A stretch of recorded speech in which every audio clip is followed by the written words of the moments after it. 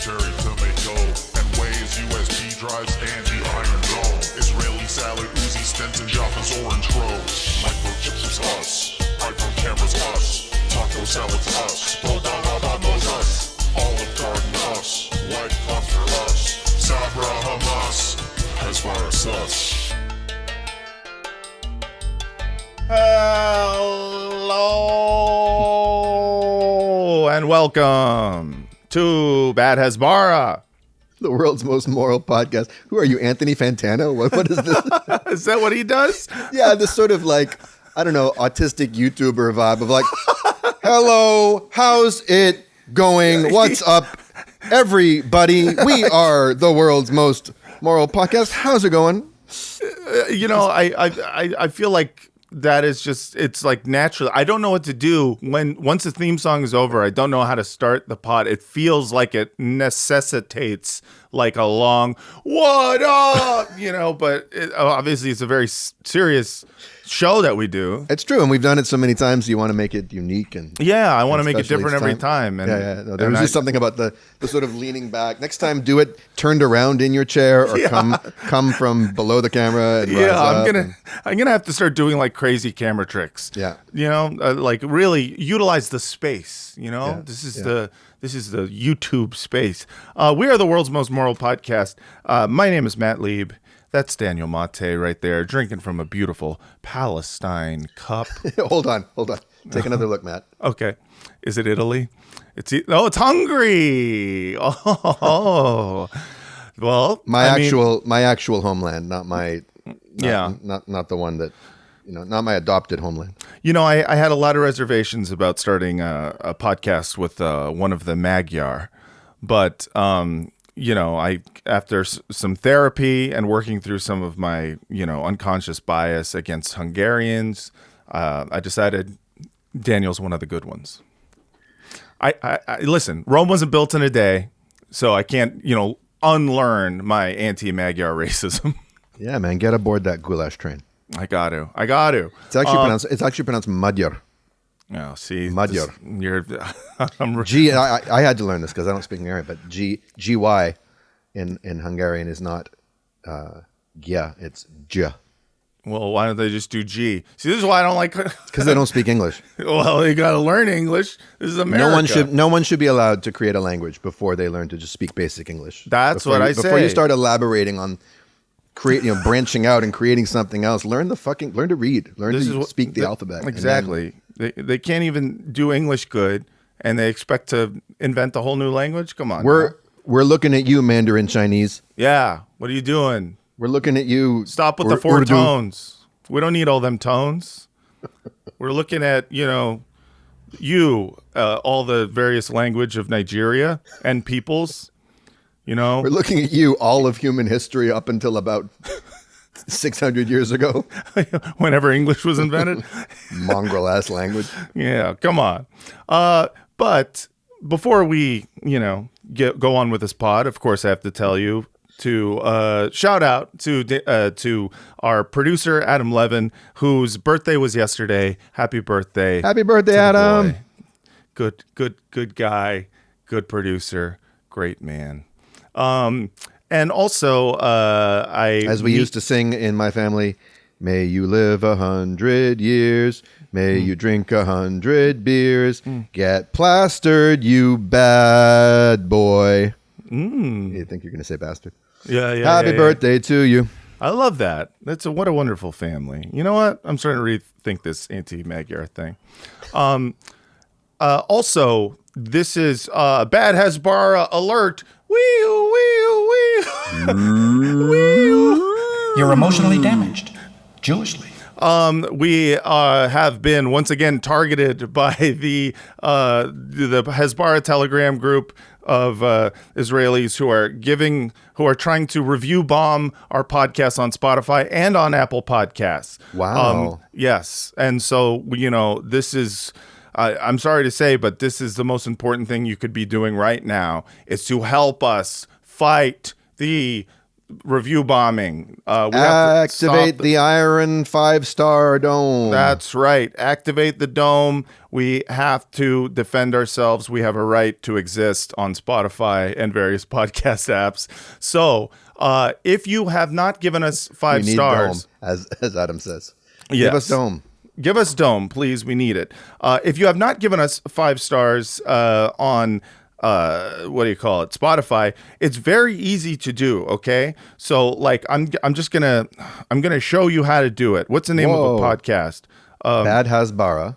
One that I haven't given a review to, The Daily, let's say. Okay, Yeah, that little upstart independent. so like let's say here's The Daily, right? Why This are is you not giving going to the work. New York Times free advertising. Yeah, sorry. What you do is there's these 3 dots. There's these 3 dots next to the thing. See those 3 dots? You click those 3 dots, and then you go rate show. But then it tells you, oh, you can't rate this show. You haven't listened to it. You hate this show. Yeah, you hate this show. You constantly make fun of Michael Barbaro. You say that his grunts sound like orgasms. Well, what you do then is you pick a random episode. You don't have to listen to the whole thing, but you once again press the 3 dots and you go mark as finished. Mark as finished. I know there's a lot of steps, but these are the steps that Hasbaras have taken in order to destroy our rating. Marking as finished is sort of the podcast rating version of faking an orgasm. That's right. Exactly. Please fake. I wonder how many of my Mark partners as finished. have marked as finished before.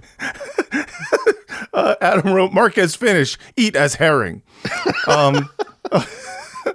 So yeah, you do mark as finished, and then you can go back to the 3 dots at the top of the show and rate the show. Give it 5 stars, please. Help us out. It helps people see the show and whatnot. And mostly, I just like that the Hasbaras have to keep trying over and over again to destroy us, and this is the method they've chosen. And finally, today's episode is brought to you by Islamic Relief USA.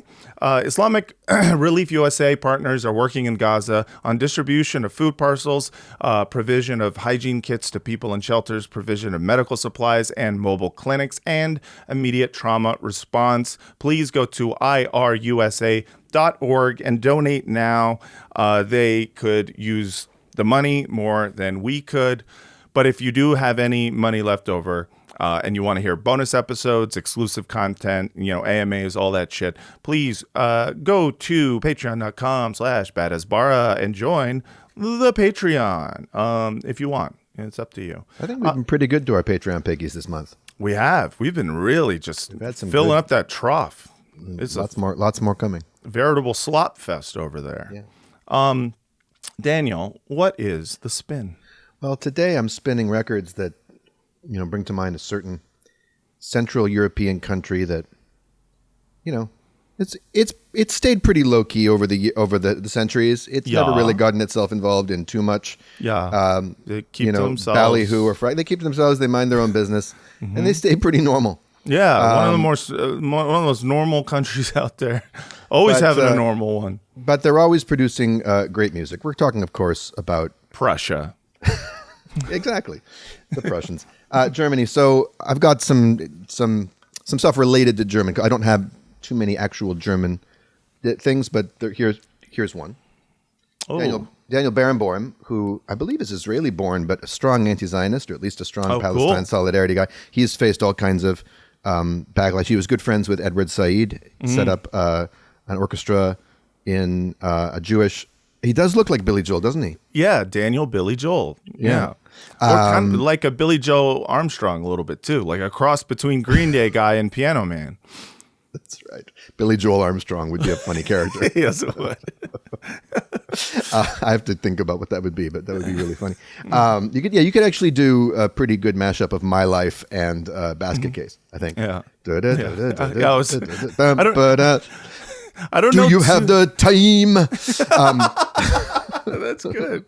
That works. So anyway, great piano player, great interpreter of all the greats. But yeah, a Jewish, German-Israeli, I believe. German-Israeli, anti-Zionist badass. Anti-Zionist badass. Love it. Love it. David Bowie recorded some albums in Berlin. Oh. And this was one of them. He looks, he's looking rather influenced by the German influence right there. Yeah, low. yeah. It's looking kind of like a elf of the woodland realm. Yeah, well, this was the era of the thin white duke. Yeah, And he looks good. here's an American take on some uneventful years in German history, the musical Cabaret with Liza Minnelli and Joel Grey, featuring some really harrowing moments, including Tomorrow Belongs to Me, which is this great sort of fake Nazi folk song. Yes. And this great song called If You Could See Her Through My Eyes, where the Cabaret MC is performing with a woman in a gorilla suit, and it's like this fun thing, but it's all about, if you know, I know she looks strange, it's wonderful, or it's weird, how could we ever be together? But the lyrics by Fred Ebb, I believe, finish with, if you could see her through my eyes, she wouldn't look Jewish at all. It's sort of this low key protest song. And then finally, a very poignant song in German by the American band Faith No More. The song is off the extended version of their 1992 masterpiece, Angel Dust. The song is called Das Schützenfest, and it's about a hunting party at which the narrator makes love to a young German Mädchen in a pig trough until his dog Hundweg interferes, and he's telling the dog to fuck off. Classic German story. There's lines like she made my sausage explode in my pants. Her legs were like Bavarian veal. It's a fun little. I love that Faith No More guy. It's basically if Goethe was making 1992 era alt rock. Alt rock. I'm not even sure what you call Faith No More. It's proto nu metal. I'm sorry to tell you. Well, no, it is. It's proto nu metal. A lot of nu metal ripped them off and watered them down and got a lot less fun. And, of course. And a lot more hyper-masculine. The thing about Faith No More is they still do have a gay keyboard player. That's Roddy right. Bottom. So there was something campy about them and larger than life and musical theater. And the alt rocker, the nu metalers who ripped them off, took the rap rock thing, didn't have any of that that camp. At least a lot of the more mainstream ones lost the camp and instead were just like, nah, cool guys do this. And That's you're just like, since when? Yeah. When do cool guys go, da pum da da da da ima da pum da da da, Corn. Right.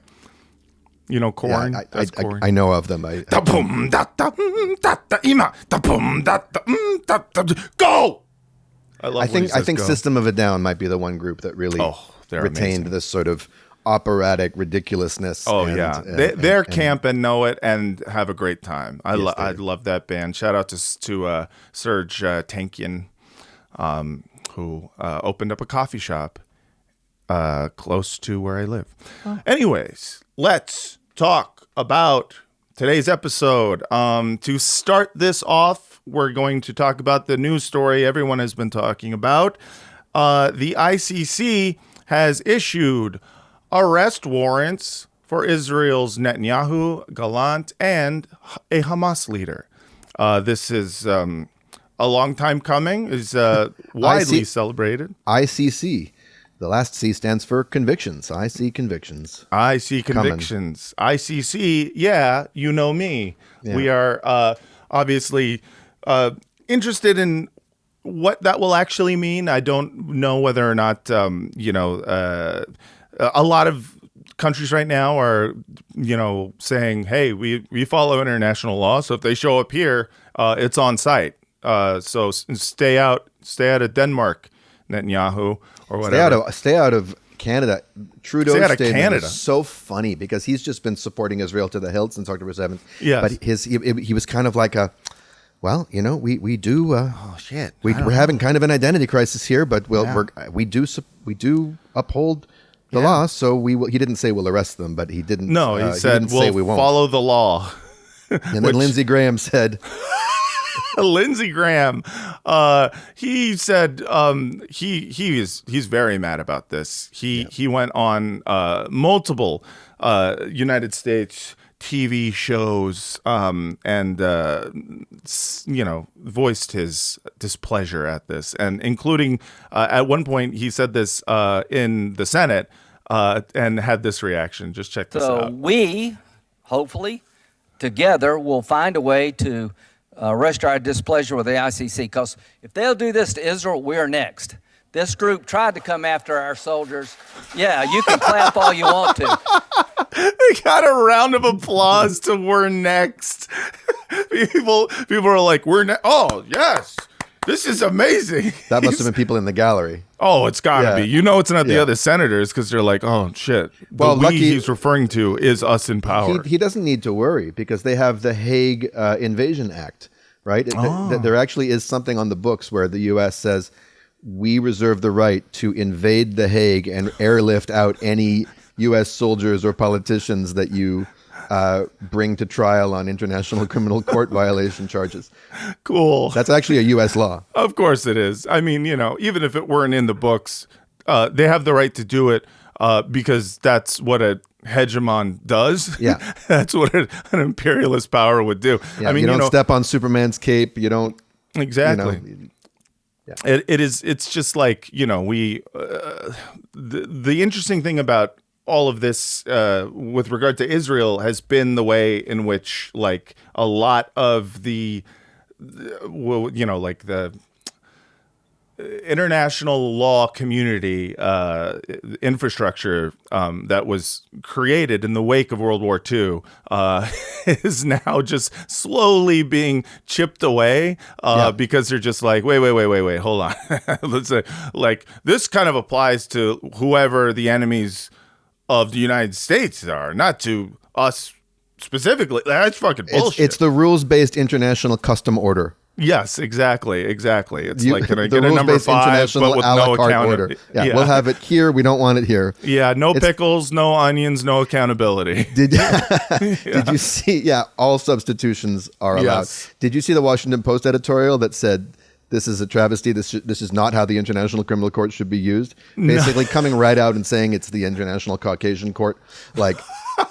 That's great. You know, it's only for African dictators. That's right. And Vladimir Putin. That's right. And of course, you know, in the United States, we're not going to respect their decision because the, you know, people being arrested are.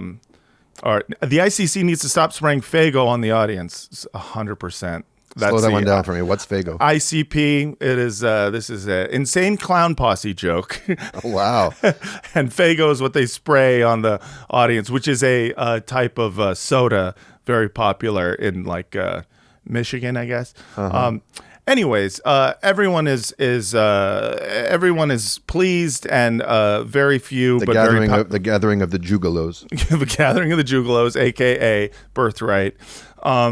But yeah, there is a lot of displeasure amongst some Israel backers and Israel itself, including Netanyahu, who voiced his displeasure pretty predictably. And here's a little The bit of that. anti-Semitic decision of the International Court in The Hague All right. First of all, we're off to a great start already. The anti-Semitic is a modern Dreyfus trial, and it will end the same way.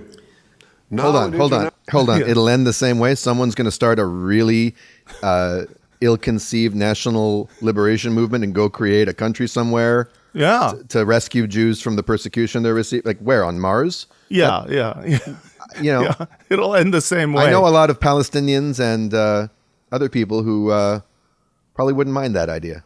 Yeah. It'll Let's end. airlift the Israelis off this planet. Yeah. Let's just go to the moon. Israel on the moon. I would do Birthright on the moon. Fuck yeah. But yeah, let's keep it going. National Court in The Hague, also headed by a French judge, it is falsely accusing me, the democratically elected Prime Minister of the State of Israel, and Israel's former Defense Minister, Yoav Gallant, of deliberately targeting civilians. The court in The Hague accuses us of a deliberate policy of starvation. What in God's name are they talking about in The Hague?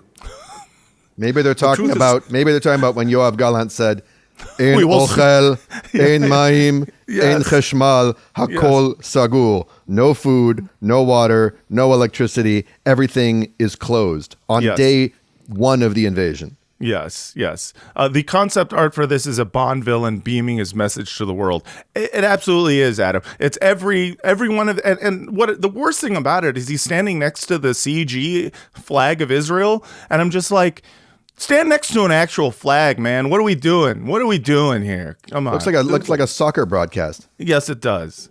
No war is more just than the war that Israel has been waging in Gaza after Hamas attacked us unprovoked. The decision to issue an arrest warrant. I love unprovoked. Just so you know, we didn't do nothing. We're just minding our own business for the last. Well, technically, we did provoke them, but we said no givebacks. Yes, exactly. Yes, we said lunchbox, and we it doesn't matter. Was made by a rogue prosecutor who's trying to extricate himself from sexual harassment charges, which were and by probably biased judges. Cooked up and dug up and fucking, ginned up by. I didn't even know that, and it's so funny that he's like bringing that up. He's such a petty bitch. He's so petty. But this is what Israel does. They spy on and harass and get whatever the Hebrew version of compromat is on their adversaries in the world of international human rights. Yeah, and it's crazy. You don't even have to go that far. I mean, you just make it up. Like that's all you got to do. Right. And we have Netanyahu who doesn't know anything about clinging to power and exacerbating and going nuclear on situations in order to try to wiggle out of unrelated accusations. Yeah, exactly. He's never been in that. He can't relate to that. No, he doesn't know anything about cataclysmic smoke screens to keep himself hanging on to a job. Yes. Were motivated by anti-Semitic sentiments.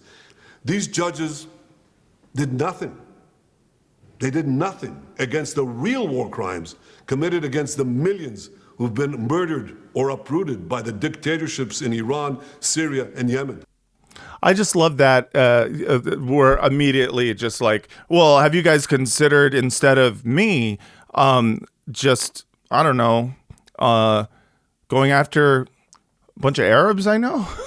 Why don't you guys just go after our enemies? This seems kind of fucked up, man. This seems kind of fucked up. Yeah.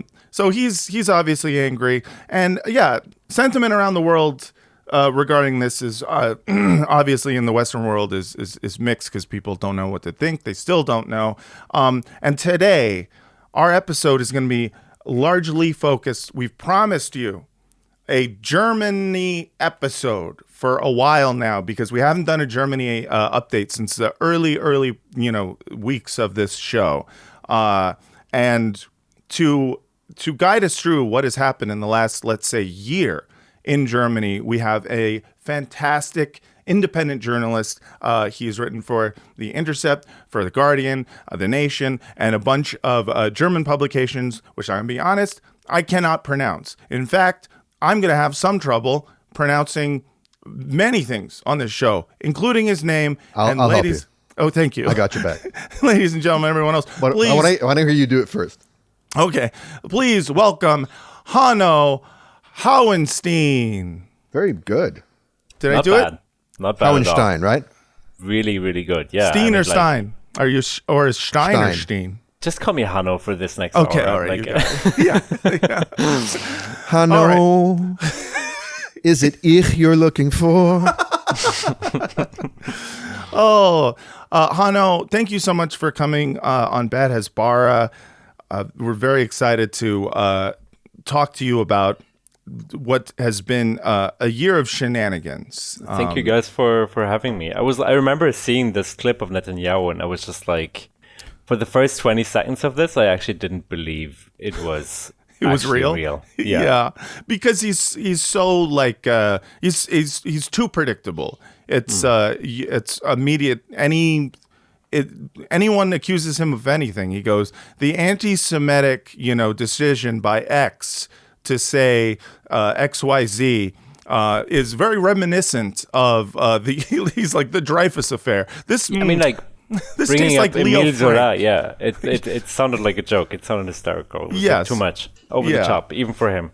Yeah. He's always got like a list of like 5 or 6 different either like high profile anti-Semitic acts that happened in Europe, or like a few pogroms in his pocket, ready to talk about it. I'm having this absurd image of a sort of an altered version of the opening scene of Inglourious Bastards. I'm just thinking how Bibi would be like the worst fugitive. Like he'd be hiding somewhere, but he wouldn't be able to shut up the minute he. So I don't know, Hanno. Like, take this. I think it's a compliment because I think Christoph Waltz is very handsome and charming. You don't not remind me of him a little bit. Oh my God. Like a much in younger, a nice but like, way, in a really nice way, right? Not playing. So his I'm imagining you. I'm gonna have the cake somewhere and put the cigarette inside. I remember that scene. That's right. But I'm imagining you showing up in the farmhouse, and ordering a tall glass of milk, un bon verre du lait, because he speaks the French so well. And you're sitting there and you're talking to Shoshana, the farm girl, and you're like, my dear, have you come into contact with any Israeli war criminals lately? And immediately from beneath the floorboards, Benjamin Netanyahu just starts streaming on his phone. That's how you catch him. This is something he would actually like at some point when he gets accused by the ICJ, let's say next, they say it's genocide. This is very reminiscent of that scene in Inglourious Bastards, which is a true movie of history, a true movie of a thing that happened. But Hanno, we got to talk about what's been going on in Germany. This has been a year of shenanigans, and you've been someone who's kind of clocked a lot of it, especially in the sort of the art world and the world of academia, just the general like vibe of cancellations, as I think you guys say in Germany. Is there a German word for being canceled? Because I have noticed that in the kind of English language versions of these stories, they'll use the term, like you yourself will use the term canceled. And in the United States, canceled means when a bunch of mad people online yell at you for something that you did that's controversial, and then nothing happens, and then you get to go on like Joe Rogan, and then you become even more successful.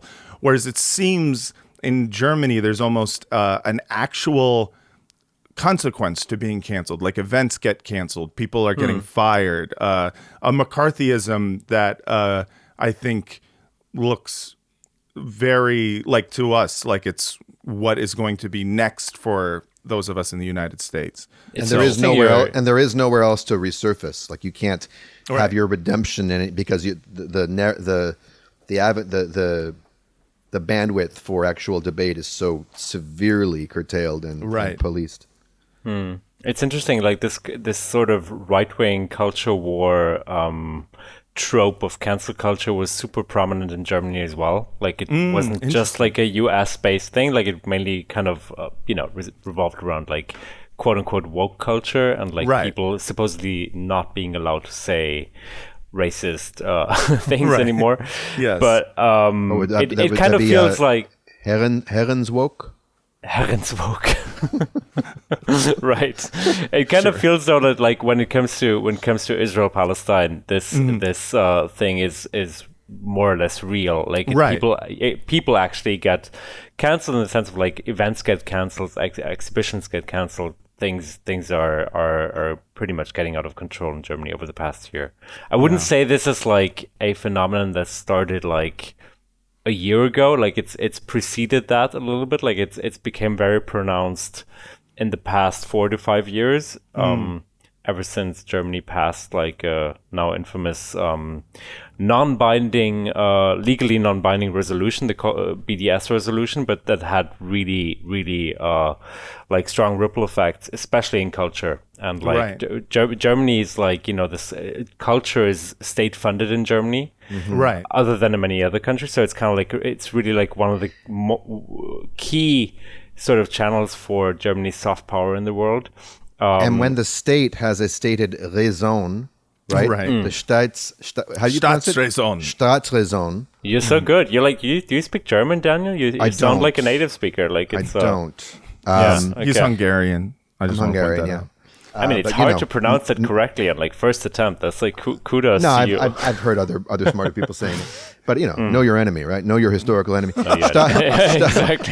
So the Staatsräson, which is a German, one of these, one of the great things about the German language, it's like one of these words that just like words assemble to fit new needed concepts, because you can just create compound words unto infinity.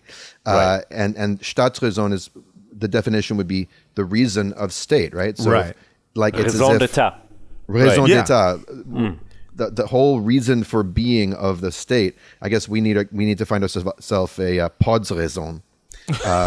We have a Podsräson. We need to articulate it.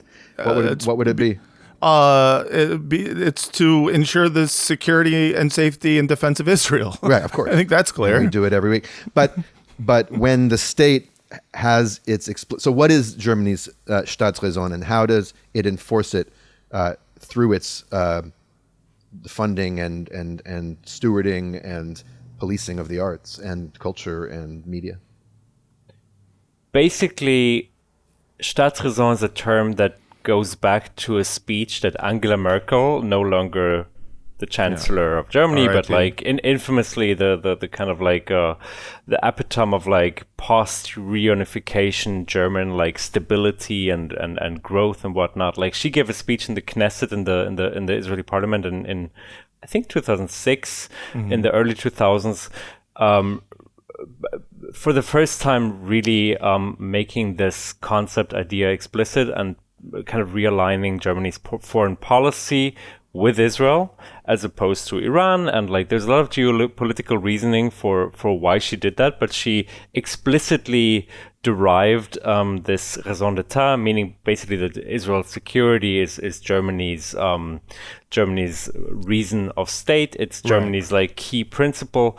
All of this is not like legal stuff. This is basically a gesture of symbolic politics, but it is very powerful ever since. And she directly derived that from Germany's historical responsibility of having committed the mass genocide of Jewish people in the Holocaust. And was there any resentment within German society when the Staatsräson is clearly and boldly and publicly articulated as to protect a foreign country, as opposed to the Staatsräson having something to do with, I don't know, Germans? I mean, not to get all Reichy about it, but but I don't know. I'd want my fatherland to matter in a Staatsräson. I'd want the people who actually live here. How did Germans respond to that? I don't think there was much resentment, to the degree that like Israel for many Germans has come to be sort of like a function, I would say, like a shortcut almost, like to sort of deal with that part of your identity as a German that is so complicated. Like in a way, I'm German, I'm not Jewish. I find I think the fact that like there is conversations about what that historical responsibility should look like, I think is very important. I would never kind of like, want to do away with that. But like, I think for many people, that's just like sort of like a projection that's happening. Like just a way to pay down the karmic debt. Right, exactly. Like people like kind of feel if as soon as we kind of like publicly announce our sort of full-fledged support for Israel, that kind of like takes that box of anti-Semitism.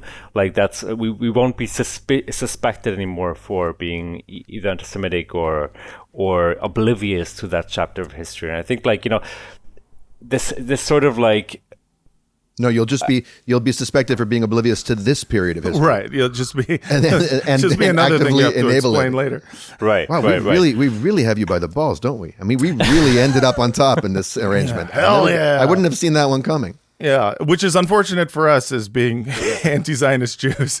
Well, so what's interesting about this is that like there's something about this reason of state that feels like explicitly transactional in terms of like this is rather than just being like a gesture of solidarity, which is like like you said, it is symbolic. It's not necessarily, it's not written in the Constitution. Welcome to Germany, aka the Israel police.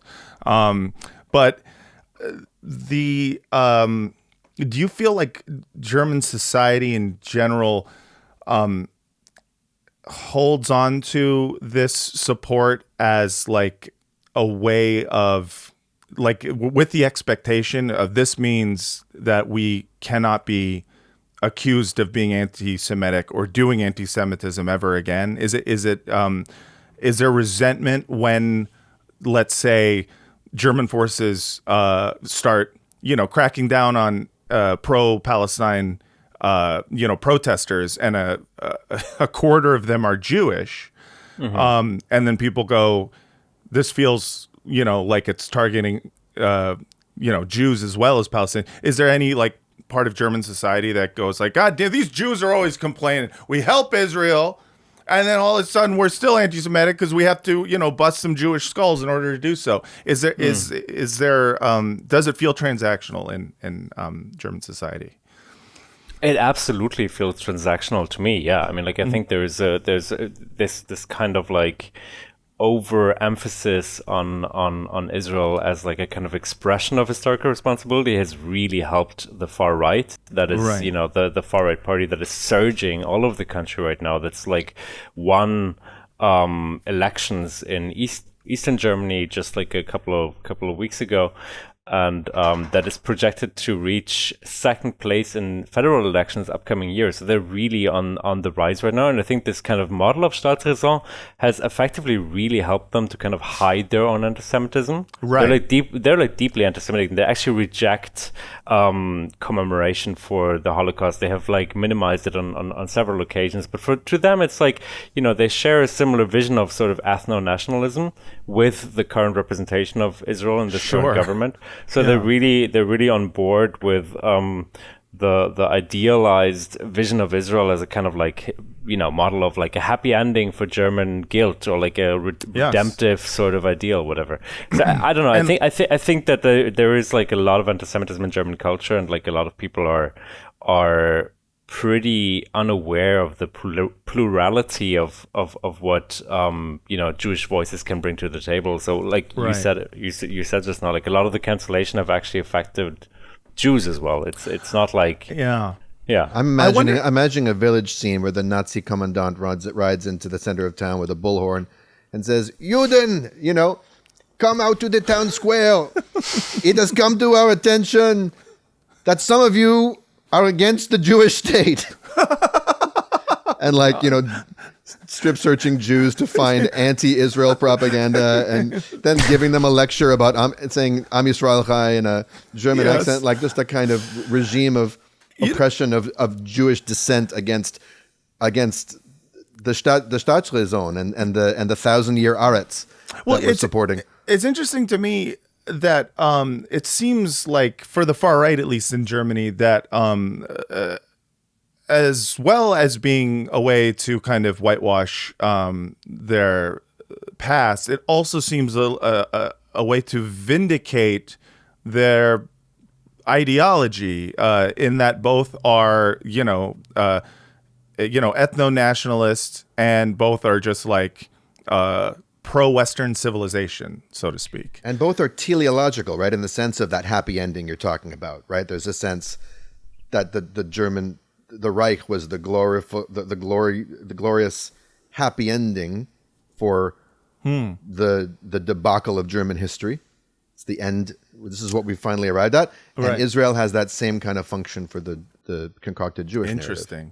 Wow. And like at the same time, it really connects with their racism and their hostility towards migration and asylum seekers and whatnot, since they've they've really mainstreamed right now this trope of quote unquote imported anti-Semitism, which is like viewed as, which I guess, I don't know how you guys feel about this, but I think like many people in Germany are not critical enough of that idea that like anti-Semitism is a quote-unquote imported thing. Like it seems like we're kind of at the heart of this. This is a strange invasive species. We have never seen it here before. Right. It'll be like Americans just like accusing, like, the Mexicans, they're coming over to our country and they're bringing fast food. They're bringing high cholesterol snacks. It's like, are you sure about that? All of our favorite treats have been our favorite treats, and that's it's true of anti-Semitism. It's like when libs were accusing Russia of meddling in the election and sowing racial discord to try and get Trump elected. Like, these Russians, they keep coming over here. And they're just trying to do, Black Lives Matter. That's what's happening.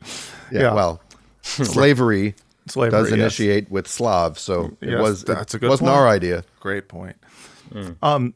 But so I guess what I'm interested in starting out with, for a lot of our audience who we have a mostly American audience, so I think if you could just give us like some kind of primer about Germany's attitude towards Israel since 1948. I know that the road to Angela Merkel saying this is our Staatsräson is a long one. So how instrumental have they been in the creation of the state and the upholding of the security of the state?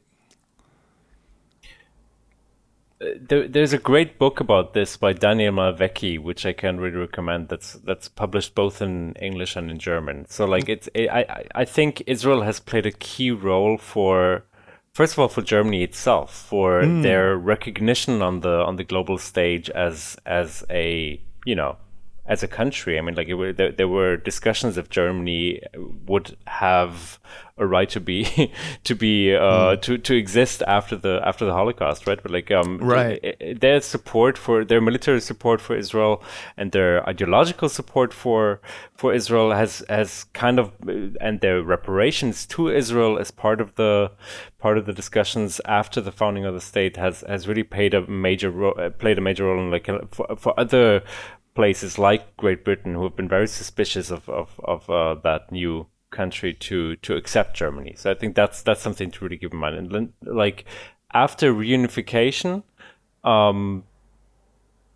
Israel has been very, like, Germany has been a very staunch supporter of Israel throughout the years. And I think this is just like grown more intense after reunification, and specifically so after the beginning 2000s, after this announcement by Angela Merkel, and today up to the point where you feel that there is really you could make a solid argument actually using Staatsräson. You don't have to be an anti-Zionist or even just like a mild critic of Israel. You could even use Staatsräson and say, why don't we align our solidarity with the people of Israel? You don't even have to care about Palestinians. Like I don't feel like it would have to necessarily translate to outright support for a government with a lot of fascist politicians in it. So that's what's happening right now, is that Germany is delivering weapons and delivering support. And looking the other way. I mean, it seems to be the practice to just not know a lot about the Palestinians. We support Israel and that's it, and that's all we know. And we're going to show a clip later of a journalist trying to grill an expert. John Mearsheimer of all people, a German journalist, and she just very blithely, well, I'll save it, but there's a real sense of, look, I don't know anything about this. All I know is that Israel has a right to exist, and I'm not really. And then, of course, when it comes down to it, I'm afraid to know more, because if I knew more, then my whole affiliation with the Staatsräson would come into question. Does this have anything to do with the anti-Deutsch movement? Does that ring a bell? Do you know what I'm talking about? Of course, no. Yeah. 100%. So what is that? The anti-Deutsch movement is a very obscure, fringe, left-wing splinter group phenomenon that has been growing out of that kind of, I would say, rightful suspicion after reunification of kind of a new German like nationalism. You know, like German nationalism has always been complicated, and when the GDR was still existing, there was a kind of like, there was always a counter narrative and kind of like a state anti-fascist counter narrative. How, you know, that had its own flaws, no question about it. But like ever since reunification, the German left has basically focused its efforts on questioning that like surge of nationalism once we were seeing it. There was, I think the initial impulse for that was completely correct, but like there were these splinter groups within the left that like started over identifying with Zionism and Israel, to out of, again, like a good impulse to address anti-Semitism within the left, which I think did exist at the time, but like what was their anthem? Deutschland unter alles? Nie wieder Deutschland. Nie wieder Deutschland was that. Yeah, exactly. Which is a wonderful anthem. But like, it's a great song. I think the impulse is great. The anti-Deutsch movement has, again, it had its like sort of like obscure splinter days. I think their line was we all nation states must fall, but Israel is the last. You know, they had this kind of like romantic vision of like the kibbutz Zionism, and like somehow this movement has been very influential in pop culture. There were a lot of like pop cultural like bands and like and films. So I think like a lot today in Germany's like contemporary cultural institutions, there's a lot of people who kind of carry remnants of that same ideology into actually really destructive politics. I think it's still prevalent, but it's less kind of dominant as like a left-wing force. It's more like it's kind of really wandered and disseminated into mainstream German culture today. It's crazy to me that it's like, you know, it's like the right wing, you know, loves Israel, loves Germany. The left wing hates Germany, loves Israel. Well, it really speaks to the centrists love Israel. Love Israel. I mean, it really does speak to a kind of metastasis of an unhealed wound. Sure. Like when a country does what Germany did and went through what Germany went through, and is looked at the way, and just nothing ever got metabolized, nothing, and so what's left is just this giant Holocaust-shaped and World War II shaped gaping suppurating wound that never heals, and then we just fill it up with coping and coping and coping and coping, and you end up with a whole state where across the spectrum we're just trying to make that unprocessed pain go away. And then you've got the doppelganger over there in Israel, which is like the easy like what would Germany be without Israel? Right. Yeah, I mean, and that's an interesting point too. You know, we talk a lot about, you know, people upholding, you know, Germany upholding and defending Israel's right to exist. But it's a mutual upholding and defending rights to exist. 100%. Germany's right to exist was also you know, in question, and as part of their right to exist, they are going to help the other country who talks a lot about rights to exist. Absolutely. I think when you look at this, you know, people who the anti-Deutsch movement might no longer be as dominant as it once was in the left, but it's like still very prevalent on places like Twitter, if anyone still uses this. But like, it's unfortunately, you can really like it's like a textbook case for psychological projections, and it really shows you something about like which I think again like goes way beyond this kind of obscure splinter movement, but really disseminated into mainstream German culture, which is this type of like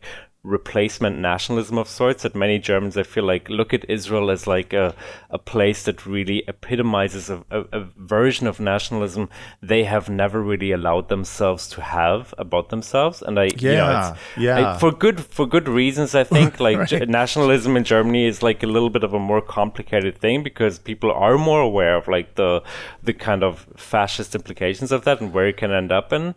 But like so Israel in a way has like you said, this kind of mirror image of like a quote unquote good nationalism that like many Germans can identify with really intuitively. Talk about a dry drunk. I mean, you get sober off your own fucking you shift one addiction, megalomania, into a kind of masochistic like BDSM relationship with a dom country, a little skinny little dom country in the Middle East. Yes, but you just send your checks there, like fucked up. It's like rather than being sober off nationalism, which it's like identifying nationalism, or very specifically ethno-nationalism, as, let's face it, the root. I mean, this is the root.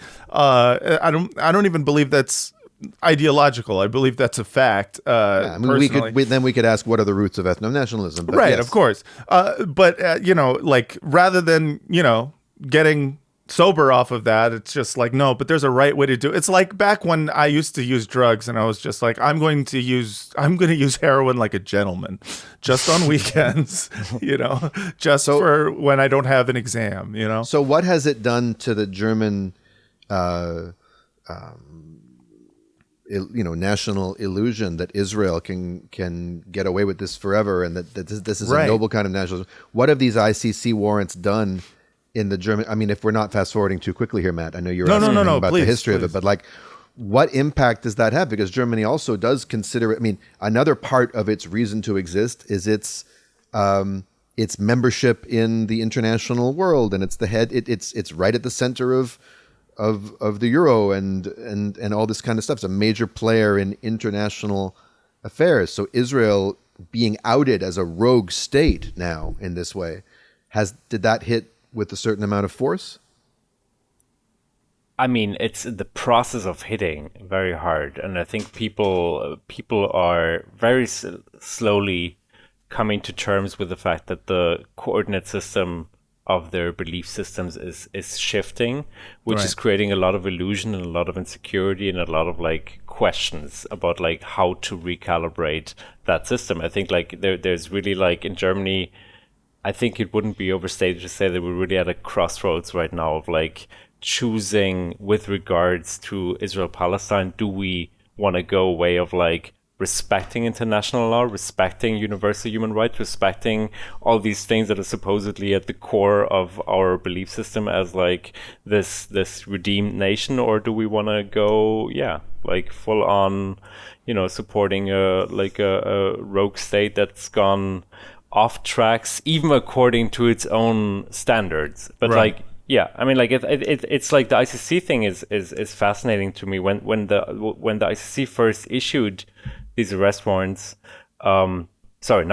requested them. When they first requested them, like Germany actually sent a statement in, like I think it's called amicus curiae. It's like a kind of like this sort of they invoke this principle of complementarity, that Israel would have to sort of investigate these allegations itself, which the courts don't do in Israel. It's crystal clear. And if you read human rights reports, even by Israeli human rights organizations like Yesh Din, you will find that the courts in Israel do very, very rarely. The numbers are very, very minimal of the cases where even in the military, like they are investigating cases to the point that there would be actual legal accountability for what the Israeli military is doing. So in many ways, this kind of statements was a delay tactic, and many like legal. I'm not a legal expert, but I've read a lot of those reports. Many legal experts have said this from day one. This is not serious. This doesn't add up with the political realities on the ground. And like now that they're issued, there have been a few days. Like Annalena Baerbock, I think today, has said that she no one is standing above the law, and like she will respect. They haven't said that they'd arrest them, but they've said that they'd, if they came to Germany. But they said that they would like respect the international law. This is the same. It was the same statement, a similar type of statement that Justin Trudeau said. The Prime Minister of Canada, which now hearing it from Trudeau and hearing it from this German official, it makes me wonder if that is genuine. Because I was a bit shocked that Trudeau was saying this after, as we were saying before, a full year of cheerleading, right? I think they're all counting on it blowing over. counting on it blowing over, or by not saying we will arrest him if he shows up on our soil. Instead, we'll follow the law. It just very it's ambiguous, even though it sounds not.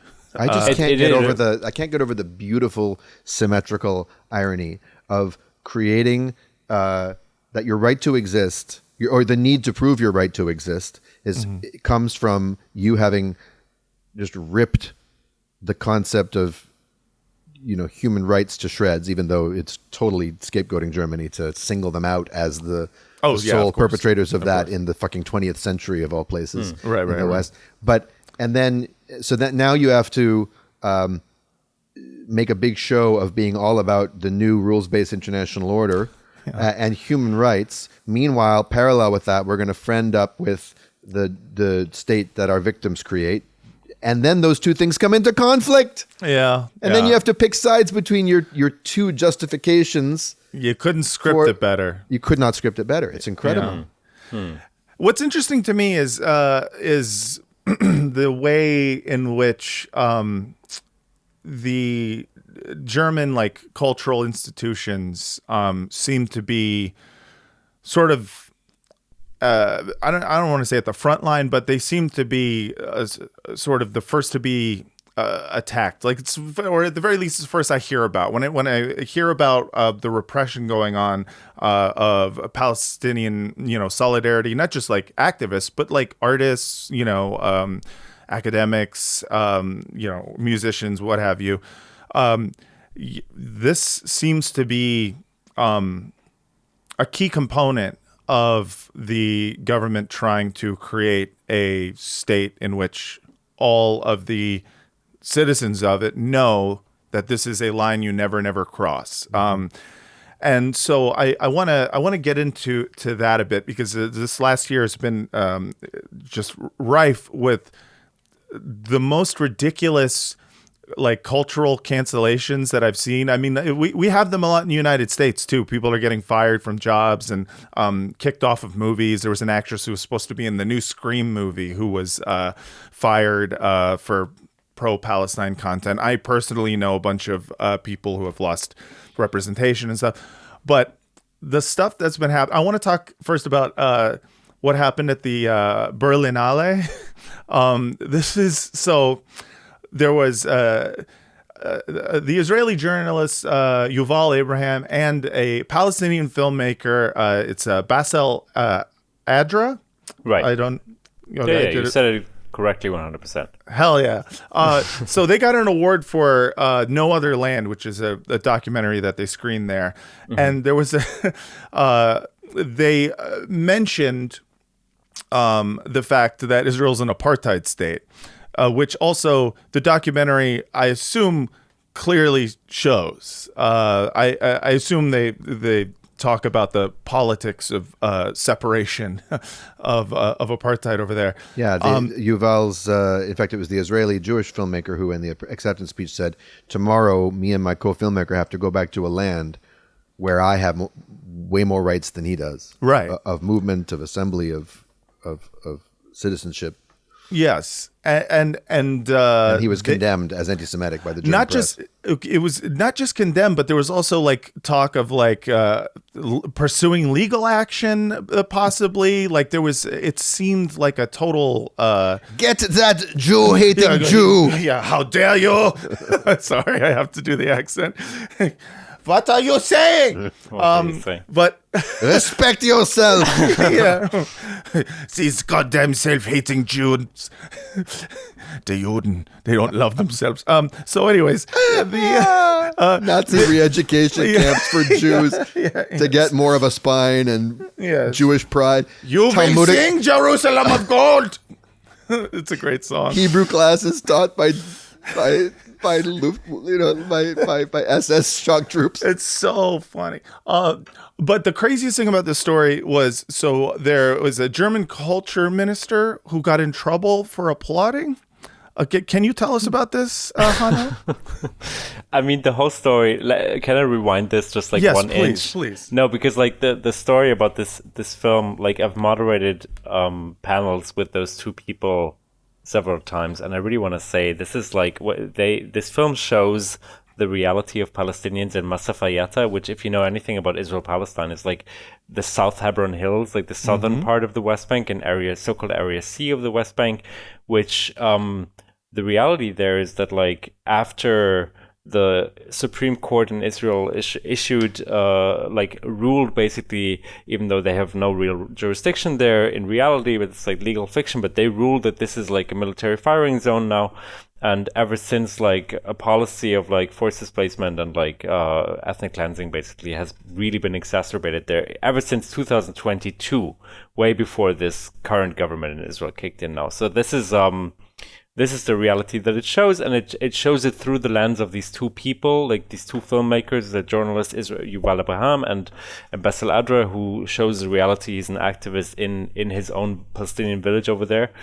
And it's just like, it doesn't romanticize their relationship, which is what I really like about this film, but it also shows the complications and like also the humor in it sometimes, but it just like it gives you an in on like two people with, again, very different living realities, like fighting this occupation in their own way. Yuval is a journalist and Bassel is an activist. There's not much you can really say about this film, which is why it was so surprising to me that, I mean, I'm sure there's other examples of even cultural production you could scandalize better, because this is just like, it's not a scandalous film. And these two people are also not saying scandalous things. Like Yuval Abraham saying that I live under, this is an apartheid system, it's something that's consistent with what all human rights organizations working on this issue have said. Literally all repeatedly. I mean, including Israeli human rights organizations. Yeah. And a few South Africans who might know something about it too. Yeah, exactly. Yeah. Right. Anyway, like it's so they gave their speeches at Berlinale, like they stood next to each other. Bassel said like implore Germany not to send in more weapons, and Yuval mentioned that their life experience is different and that it's apartheid. Claudia, so one key element we haven't spoken about is like Bild-Zeitung, which is like... what is that? Bild-Zeitung is the biggest newspaper in Germany, which is owned by the publisher Axel Springer. I guess it's something like the Fox News of Germany, just a little bit worse, because it's taken more seriously by more people. It really influences the discourse on Israel-Palestine very heavily. And they just... This is BILD, right? Right. It's Germany's biggest newspaper. So they had a clip, they published an article about like, kind of showing how Claudia Roth clapped to this one scandalous speech of these two people, and they kind of like tried to like these two people who clearly didn't understand the message of their own film. Yeah, right, exactly. Right. They sent out an army of German cultural critics to correct the filmmakers about what the film actually showed and was about. Mm-hmm. Yeah. Anyway, shortly thereafter, and this really shows you something about the climate, I think, because Claudia Roth, she's a politician of the Green Party. They're supposed to be the liberal left-leaning party. She issued a statement that her clapping was directed at Yuval Abraham, only one of the filmmakers. Yeah. It was just like, I mean, there was something so bizarre in the idea that you would hear a speech about apartheid and like two different realities, and then you would go on to reinforce the fact you apartheided your applause. Yes. I mean, I built the wall down the center of my hands, and I was only clapping on one side of the wall. We have an iron dome that takes away the sounds of claps, but only for Palestinians. That is literally the sound of one hand clapping. Yes. They call it clapartheid. That's the way it's framed right now. Beautiful. Right. Clapartheid. Anyway, it was quite something. Like to either, I find it remarkable that there has been no apology issued on or that this tweet hasn't even been deleted. I mean, this is just like the level at which the discourse is moving in Germany in this direction. It's been wild to watch. It's crazy to me, and it's shocking and incredibly entertaining, but from I watch it nervously, and I nervous laugh at it because I see it as reminiscent of past, McCarthyism and also possibly of what's to come in the United States. And we're going to continue talking about that after we take a quick commercial break. So everyone, please stick around. We'll be right back.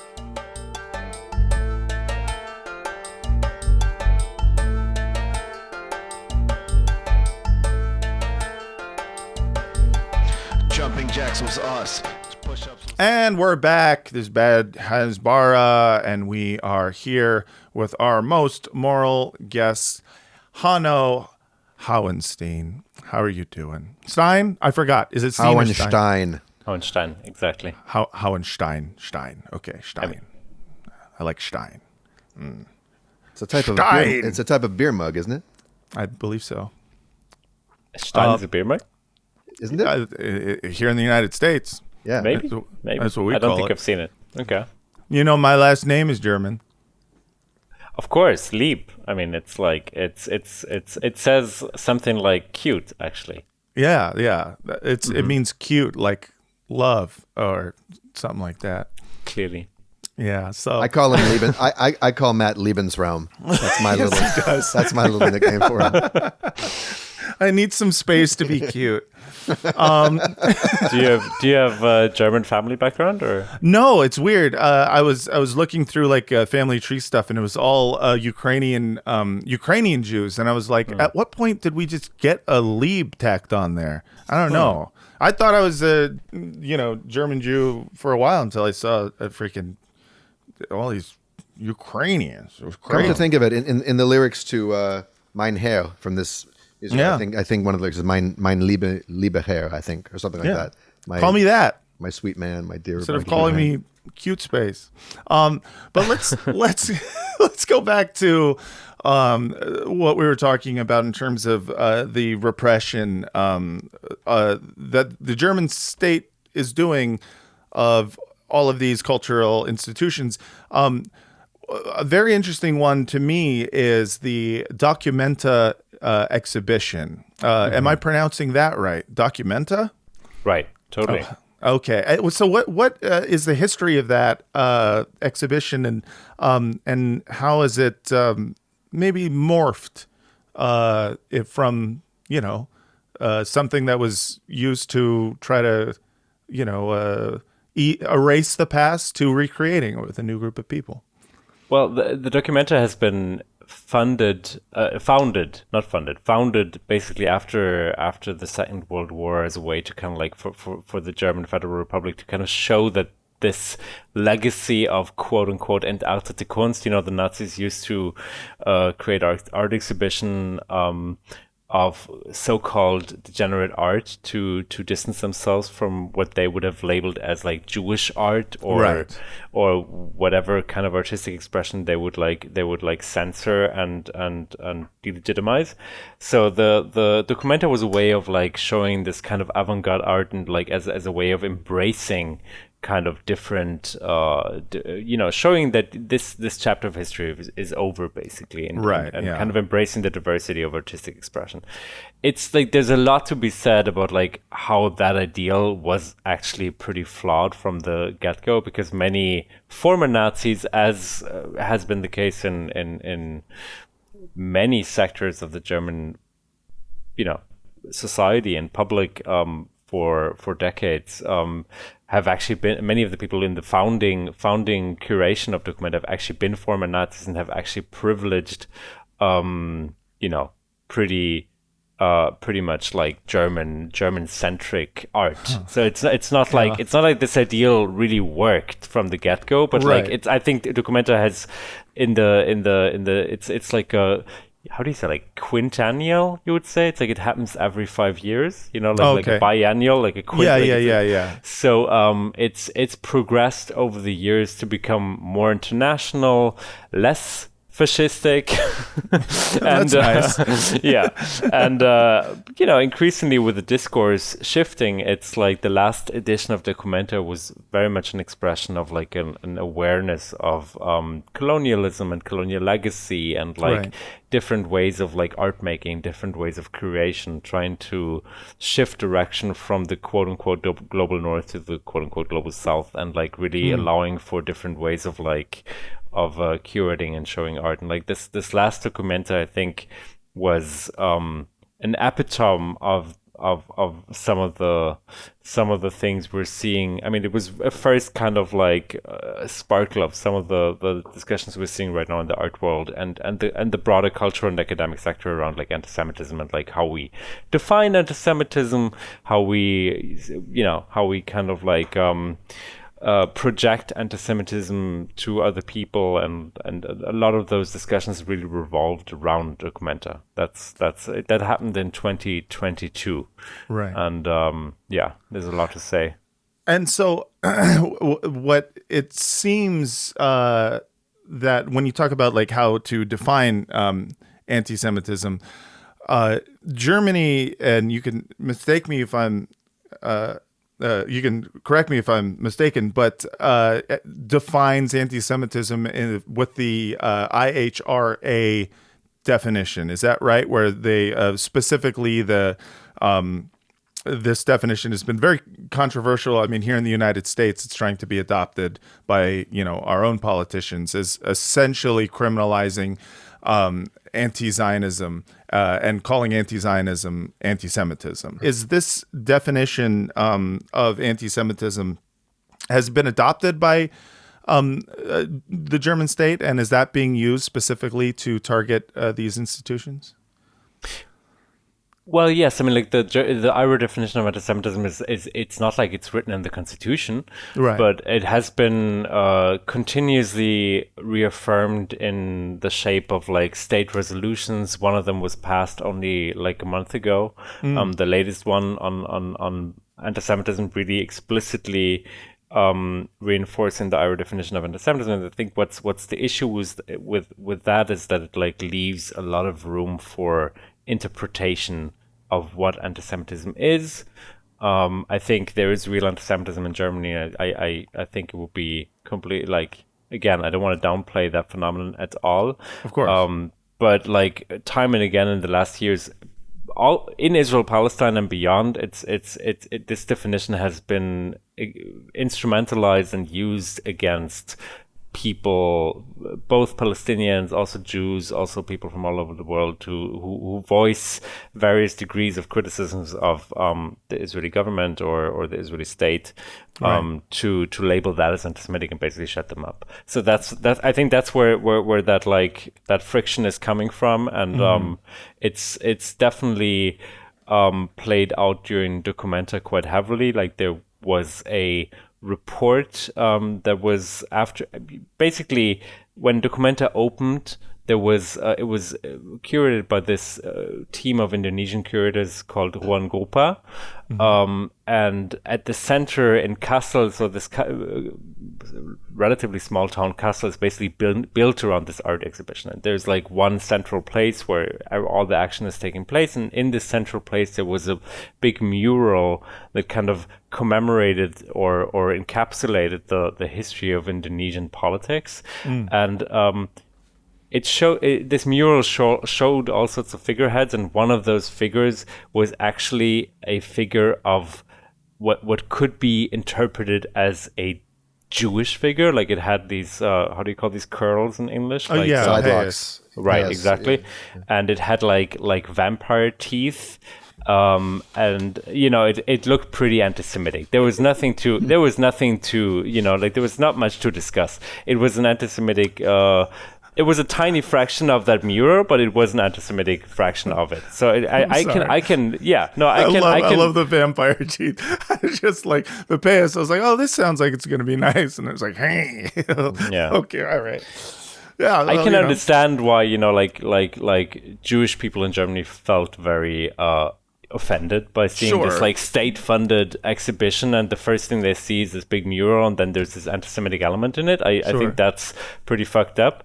But what that set off is like kind of like a media frenzy that was very tenacious and very much dominated by like, you know, right-wing actors that kind of started going through this exhibition, basically picking any fraction of it that dealt with, because the exhibition itself was very heavily focused on the legacy of colonialism. So they basically went through it and looked at anything that was even closely related to Palestine and started scandalizing the hell out of it. So there was one story particularly, you know, stuck in my mind about this show by this Gallant artist, Mohammed Al-Havajri, I think you pronounce his name.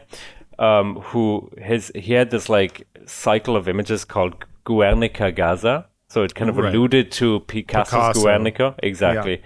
And like the title alone for people was like an indication of that being anti-Semitic, because people said like, okay, this artwork makes an illegitimate comparison between what happened during the Nazi time, what Picasso basically, you know, manifested in his artwork, in his famous artwork, and what happens in Gaza.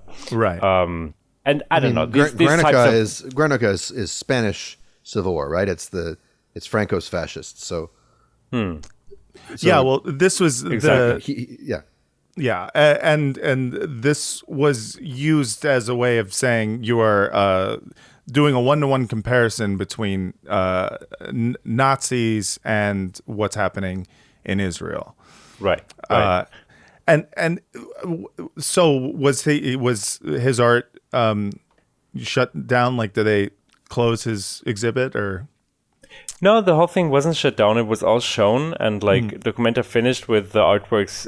They could be shown, but the media frenzy really took over. Kind of like everything Documenta was about was the discussion about anti-Semitism for the time, as long as it lasted. And like there was an expert report being written by very respected professors and heads of institutes that basically labeled a few artwork as anti-Semitic, and among them that like artwork of that Palestinian artist is like one that like kind of stuck in my mind because it also related to Gaza. Like this person tried to sort of like rework his own memories from the wars he's experienced living in Gaza. Right. In art, and it was seen as anti-Semitic by standards of saying something like, you know, he didn't adequately represent the fact that, you know, the IDF's operations in Gaza aren't directed against the civilian population. Actually, they hide, you know, Hamas terrorists actually hide all the human shields. And all the, I'd like a document from these motherfuckers, the creators of this definition. What are we allowed to compare Gaza to? Yeah. Like what historical, like, are we allowed to ever compare it to anything? If so, could we have a handbook of things that we are allowed to compare it to? Yeah, they have the Hasbara handbook. And in the handbook, it says a list of things you're not allowed to compare it to, but it doesn't give you a list of things you should. Right. And I feel like they'll allow you to compare it to, I don't know, the Warsaw Ghetto Uprising if you cast Israel as the residents of the Warsaw Ghetto, right? If they're as in opposed the ghetto. to the ones who policed it. I think what's fascinating about this is the way in which, you know, it was latched onto by the right wing. You know, in Germany, because specifically out of a need to cast Islam or Muslims as like the real purveyors of anti-Semitism. And, you know, with regard to academic institutions, this seems to be like a through line in terms of talking about colonialism, right? And the way in which the German right has latched onto specifically post-colonial studies as being an anti-Semitic dog whistle. Can you tell me more about that? Like how is that being used by the right, and also how is that not doesn't that imply that Israel is a settler colonial society? If you're like, we're supporting Israel by attacking post-colonial studies because they keep talking about how Israel is a colony. But go on. I'm sorry. It's an interesting question. Like the degree to which like that attack actually carries a little bit of like admission of like historical realities on the ground. That's an interesting thought. I mean, we do this in the United States too. With our right wing politicians want to, they want to do things that. They attack critical race theory or something like that, or the what was that New York Times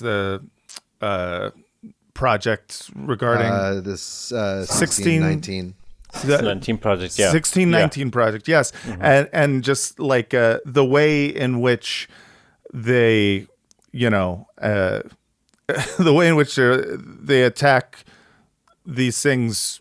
Almost implies a form of racism, where if you're saying like we don't want to teach slavery in schools because it makes people think we're racist, it just makes me go, sounds like you're racist. Like if you want to ban post-colonial studies because you think it's they're talking about Israel, it's like you're just saying out loud, you're implying that Israel is a settler colonial state. Yeah. I think like the way it's viewed in Germany is that like post-colonial theory has attached itself to Israel, which of course you have to know that Israel is born out of immaculate conception. Exactly. No harms have been done in the founding of that state. It has always defended itself, and it's like a sacred nation of innocent people. That's right. That is the premise upon which we have to understand all that. Yeah, it's not a colony if you're indigenous, like me and Daniel. We're both indigenous to Israel. I don't know if you know that. I'm only half indigenous, but Daniel's full indigenous. Yeah. Anyway, like I think your comparison right there is actually quite fitting. Like it's very similar to what is happening in the US with critical race theory, the kind of culture wars around that. Like what's just like interesting, I think in the US there is a broader consensus that is like a sort of right-wing culture war, whereas in Germany that kind of rhetoric on post-colonialism as a supposedly kind of corrosive force directed first and foremost against Israel is something there's almost consensus from the right to the left on this issue, or at least on the degree to which the language around that is so generalizing. Like you will read these articles in the FAZ, the kind of like the media, the newspaper of the German bourgeoisie, and you will read it in the Bild Zeitung, like the kind of the big tabloid, but you will also read it in Taz, which is like the supposedly left-wing newspaper, the biggest left-wing outlet in Germany that was founded in opposition to the major conservative media. Like Crazy. you will find a lot of like this kind of rhetorics on like post-colonialism as something, like the post-colonial theory, the post-colonial theory. First of all, it's like there's no such thing as the post-colonial theory. It's a very kind of like it's a very broad, it's a field it's a broad field of research that has a lot of like contradictions. I mean, within lines of thought within it, like it's very hard to generalize these kind of things, and any of which can be critiqued substantively. Like the 1619 project, I saw black historians going at it, saying that this is an oversimplification. This is that this is shoddy research, whatever, right?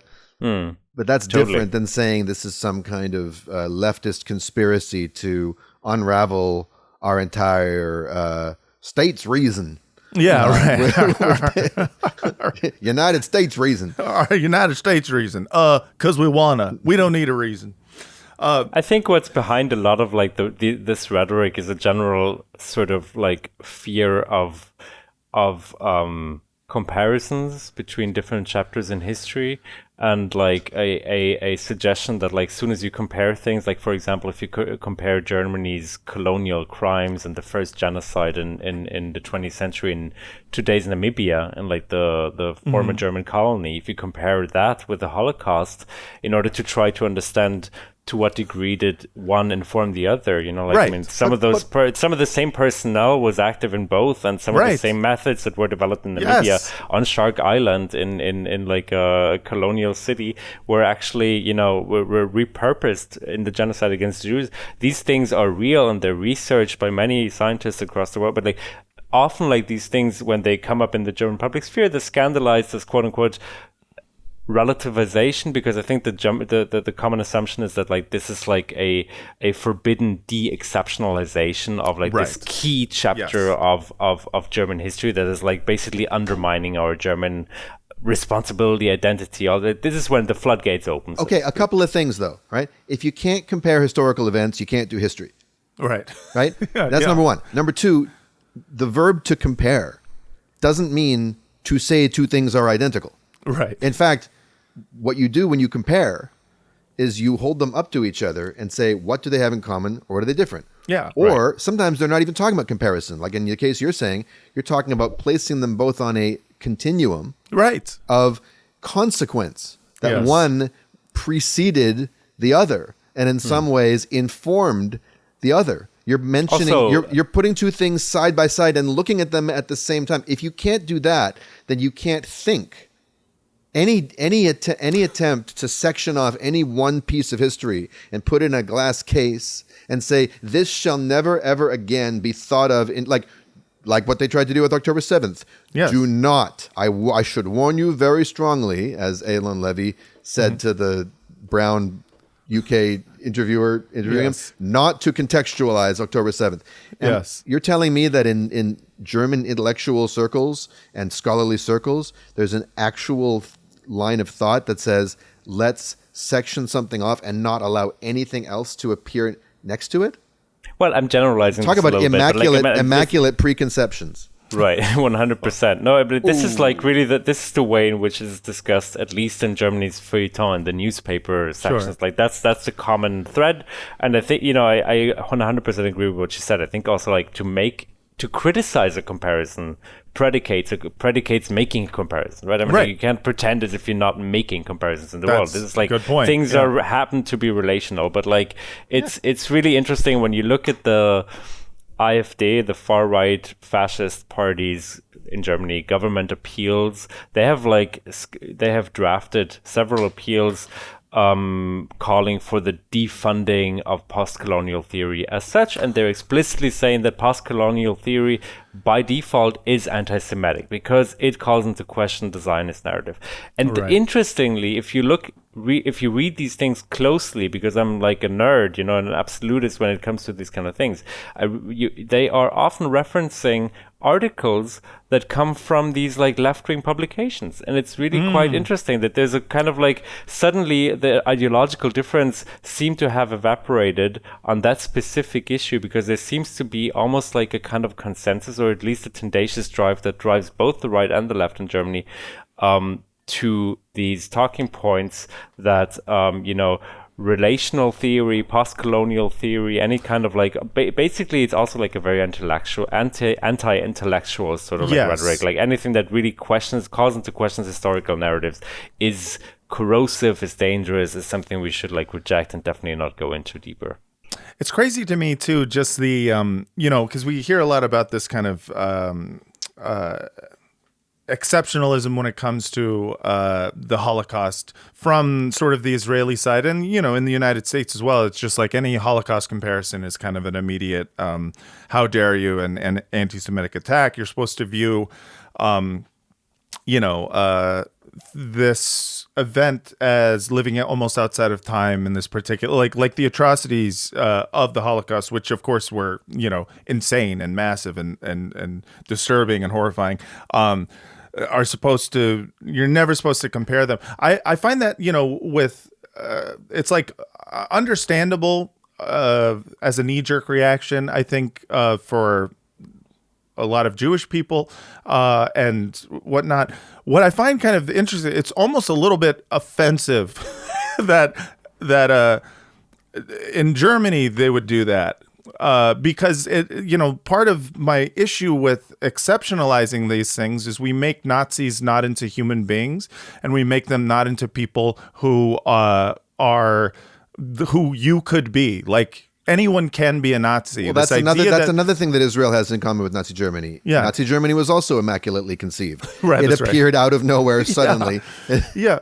Someone snapped their fingers. What I mean by that is to say that, like, the idea that Nazis were these monsters, born from hell, from underground, and they popped up, is an understandable thing. I think, for me, when I'm talking to other people in the United States, but there's something about a German going like, no, we could never be that. And it's like, what? No, you're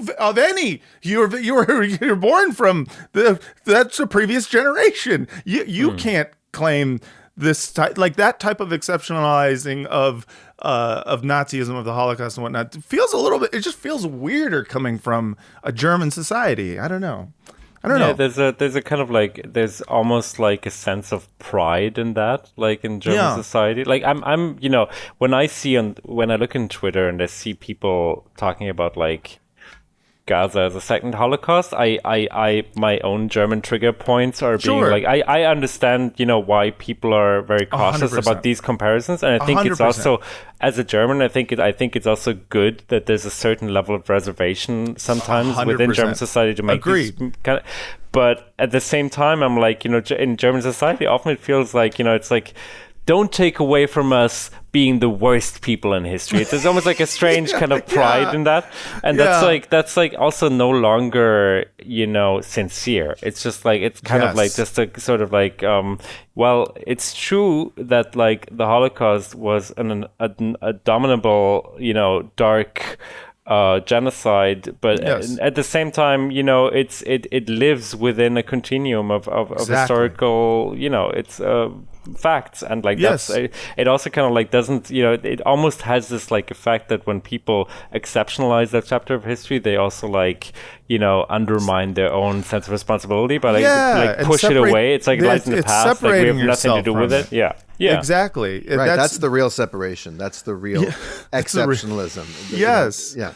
Yeah, and to me, that I think that's why I find it, it just feels, I've just never heard it from a German perspective before, and it feels like more icky, and it kind of, it makes me examine that, it feels equally as icky for anyone to be doing that, anyone exceptionalizing this or not allowing, American history to also be put on that continuum of like settler colonial atrocities and just like the industrialization of mass murder. Like this is we're involved. We're involved in that. and this comes back to something we talked about with Naomi Klein. The fact that Norman Finkelstein, whose parents were barely survived and his entire family was wiped out. He calls it the Nazi Holocaust, and he doesn't capitalize Holocaust. I'm not saying people shouldn't capitalize Holocaust, but I'm saying that what recommends that approach is it gets you out of this box where one historical event is placed above all the others, and all the others are just pushed away out of sight and out of mind. What about the Armenian Holocaust? The word Holocaust just means mass sacrifice, mass, sort of ritual massacre, and I think enough time has gone by, and I'm speaking as the great-grandson of Holocaust victims. I don't need their deaths to be mourned on some special S tier of massacres above all the others. I need the scale of it to not be minimized either, like not to flatten it and be like, but history is about understanding the important differences and the important commonalities between things. Anything else is corrosive, I think, to the human intelligence, both intellectually and emotionally and spiritually. We have to be able to, But I mean, this like type of, first of all, I think that's very honorable of you to be able to say that. But like, it's I think one should appreciate that. But like at the same time, this kind of discourse is considered something very dangerous still today. Like we saw when Masha Gessen wrote an article in the New Yorker, calling what is happening in Gaza today, like her one of her key arguments in that essay that actually deals with the German situation quite up front, and I really highly recommend reading that. I think it was published in December last year. And so she basically picks on this description of Gaza as like an open air prison, which is often invoked, and she kind of argues it's actually not an open, like the image isn't adequate. It's actually much more akin to a ghetto, and it actively invokes her own family history that has has escaped Russia. I think like she was, I mean, her prize ceremony was cancelled back then. She was receiving the Hannah Arendt Prize in Germany in Bochum, and a key foundation in Germany, the Heinrich Böll Foundation, the foundation of the Green Party, they pulled out after some German-Israeli lobbying group basically scandalized the fact that Masha Gessen received the prize following the New Yorker essay. And like, I mean, in some way you can say, you can laugh at that, and like on some level it's just ridiculous. It's like it's Germany has lost the plot, and many people laugh that likely Hannah Arendt herself wouldn't be able to receive the Hannah Arendt Prize. Look up what she wrote about Eichmann, and how she what kind of connections she made with Zionism, and what conversations she had with Scholem.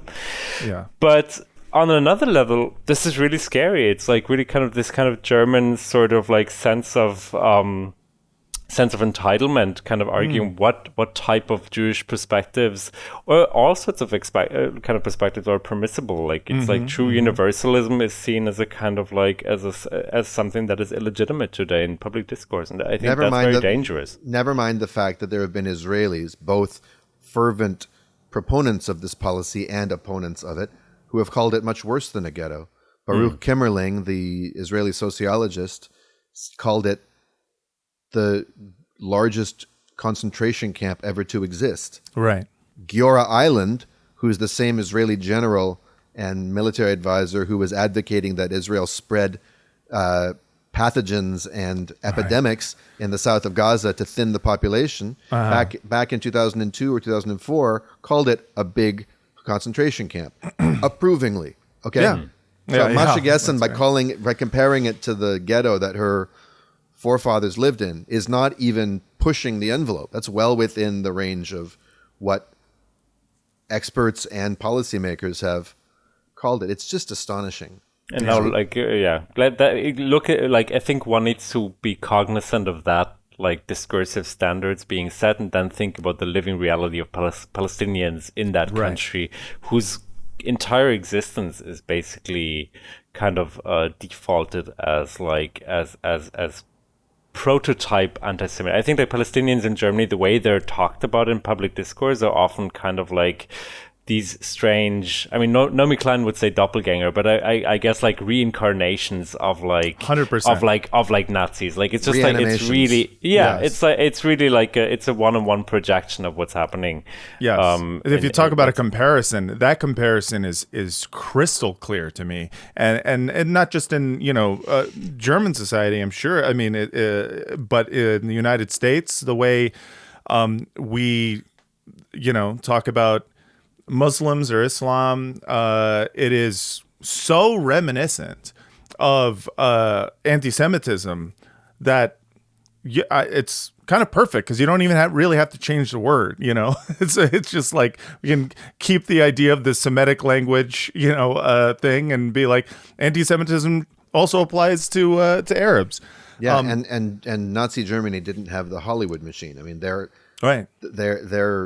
vehicles for making culture that denigrated a whole people were relatively modest. I mean, they pioneered a lot of that stuff. But you go back and watch True Lies, go back and watch any movie from the 80s, 90s, aughts. Right. And you see very recently, and maybe even now, even the show Homeland that was trying to be nuanced about all this shit, You see the portrayals of Arabs and of any Muslim, and it's all of the same tropes, to the T, from the, what is it, fifth column, third column? How many columns are there? Fifth fifth column, the idea of the, or the idea of the incompatible nature of Islam and the West, which Clash is of civilizations. Clash of civilization. The way that it's talked about, in fact, in that sense, like Elon Musk has been like retweeting people like Tommy Robinson in the UK who basically just search and replace Jew and Muslim, and you have just classic anti-Semitism, European anti-Semitism. So in terms of comparison, they are almost 1-to-1. It is, and then of course, and then we should probably move on. But then there's the absurd, just brain melting fact that these people will compare anything to the Holocaust. Yes, but they won't compare the Holocaust to anything. It's like this kind of this black hole that sucks up all the comparisons. Right. Amsterdam, Israeli soccer hooligans starting Is Kristallnacht. shit, fucking around and finding out is Kristallnacht. Yeah. They're more than willing to pull out the Holocaust anytime Israel faces any consequences for its actions. But God forbid we should look at what Israel, the state with power and a military, is doing and say, when else has this happened in history? Anyway, we've said it too many. It's becoming mundane to say it. Yeah, we're repetitive. But so is history. Whoa! But I can't say that. That was wild. History neither repeats itself nor does it rhyme. It is a fugue. Yeah, it is John Cage's album of silence. But before it is the one-note samba. Yes. Before we get out of here, there was a little bit of I don't know what I want to call it, hopeful news, but there was recently a speech given. Daniel, do you want to talk about this, and we can hand it over to Hanno? Yeah. So Hanno, if I get any of these details wrong, let me know. So sure. Nan Goldin, who's an American Jewish photographer, huge in the art world. She's actually quoted extensively in The Myth of Normal, the book I wrote with my dad. He interviewed her about her recovery from addiction, but also the way her activism played a big part in her healing. So she was a huge part of trying to get the Sackler name taken down off of endowments on museums and things like that. The Sacklers being the, I believe, Jewish family that was responsible for mass marketing OxyContin and other painkillers. Am I right about that? So Nan devoted and took a lot of risks in being just an outspoken advocate against that kind of predatory funding of the arts. Anyway, so Nan had a career retrospective, or has, it just opened, at the Neue Gallery. Is that how it's pronounced? It's like the Neue Nationalgalerie. Now I'm like really testing your German. Neue Nationalgalerie. He's like great. Right. Daniel has multiple hidden talents. Like, yeah, he can do accents. I can't. So the new National Gallery, yeah, which I assume is state funded. 100%. Heavily, yeah. And it's a career retrospective of her work. Mm-hmm. And I'm not clear on whether they imposed a cap on no work from since October 7th, or if she herself didn't have any to show. She says something about it in her speech. But in any case, they allowed her to they were clearly concerned about the fact that she was going to use this as a platform. But she insisted, look, if you're going to have me, you're going to have to let me give a 17-minute speech at my opening. And she did. Mm-hmm. And it's really something. And it was allowed to go on. Now, so we have a clip. We'll play just, 60, 90 seconds of this. Mm-hmm. She goes on for quite a while. She starts it with a moment of silence to the victims in Gaza, in Lebanon, and she also includes, and she's very careful to say, the 860 Israeli civilians who died on October 7th. Oh, wow! Like she narrows it down. Wow! Like she doesn't go with the official number. She goes with the real number in terms of Israeli civilians. She's not including Israeli soldiers in her moment of silence. Good for her. Wow. And then she says, "Are you uncomfortable? I hope you are. We should be uncomfortable." And then she goes on to say this. The cultural crackdown. This is a city that we used to consider a refuge. Now over 180 artists, writers, and teachers have been canceled since October 7th, some for something as banal as a like on Instagram. Many of them Palestinian, 20% of them Jews. Why am I talking here? I decided to use this exhibition as a platform to amplify my position of moral outrage at the genocide in Gaza and Lebanon. I saw my show as a test case. If an artist in my position is allowed to express their political stance without being canceled, I hope I'm paving a path for other artists to speak out without being censored. I hope that's the result. Why can't I speak Germany?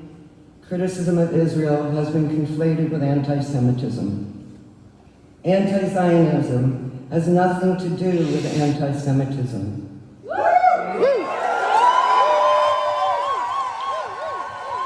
So that's where she got the first of many ovations, and and things started to build, and then she speaks for at least another 10 minutes, really naming names and giving details about what's going on there and why she's opposing it, and really just dedicating this show to raising awareness about that. And then at the end of that, the director of the gallery, whose name is, just a second. Klaus. Yeah, that's right. Klaus Biesenbach. Klaus. It's a great got up there and felt compelled to speak, and people weren't really in the mood for it. We have about 20 seconds of that. All right, let's do it.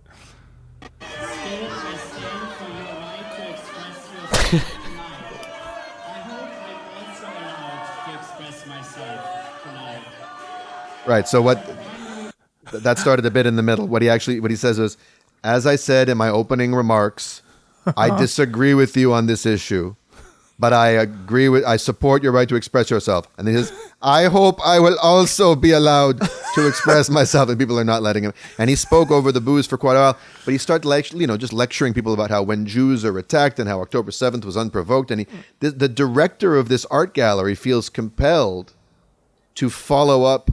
Now, it's not censorship. He did let her speak. True.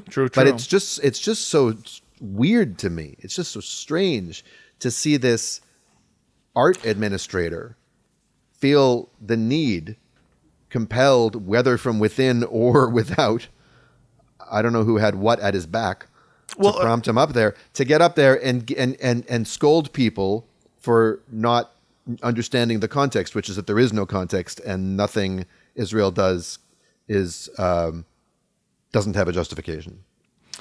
Yeah, it's interesting because it's at least in American media, it is we would associate this kind of stuff with East Germany. Yeah, it's just like it's a lot of reminiscence right now of like what the stories people tell about the Stasi and the kind of German repression of cultural expression. That's very much the vibe right now around this issue.